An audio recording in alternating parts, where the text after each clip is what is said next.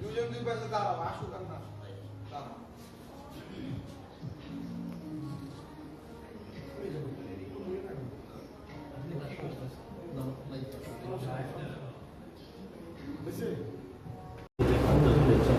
তারা বিভিন্নভাবে ইনফ্লুয়েন্স করছে দেশের মানুষকে, আলোচনা করছে।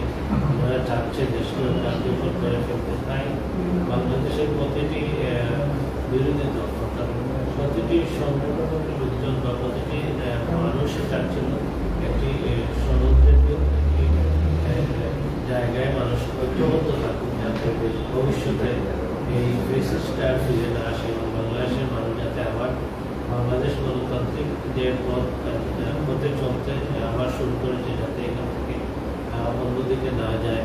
এবং এই জন্য এই জুলাই সনদটা অত্যন্ত জরুরি ছিল এবং আমার বিশ্বাস মানুষ বাংলাদেশের প্রতিটি মানুষ চেয়েছিল জুলাই সনদ বাস্তবায়িত হোক এবং ডক্টর ইউনূস সাহেবের মাধ্যমে কালকে জুলাই সনদে স্বাক্ষর হয়েছে এবং প্রতিটি দুই একটা সফলতা।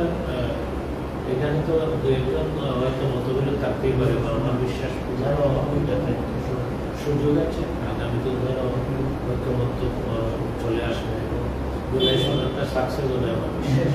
গণতান্ত্রিক সরকার যখন আসবে, সংসদ যখন বসবে এবং গণতান্ত্রিক সরকার আসলে এই জুলাই সনদের পরিপূর্ণতা পেয়ে যাবে।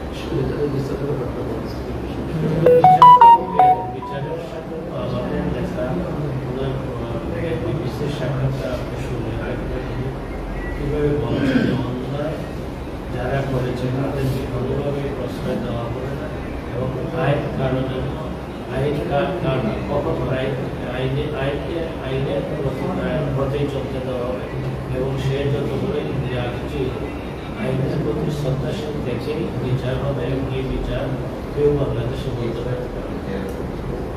আজকে দেশে আসছেন যখন আমাদের অত্যন্ত বিশাল আকারে সম্মুখীন হয়েছে।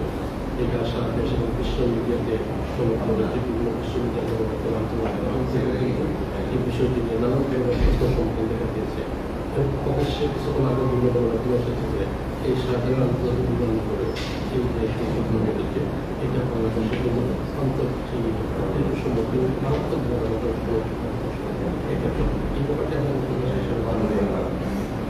আমাদের দেশে আমাদের নিয়ে তো ষড়যন্ত্র চলছে।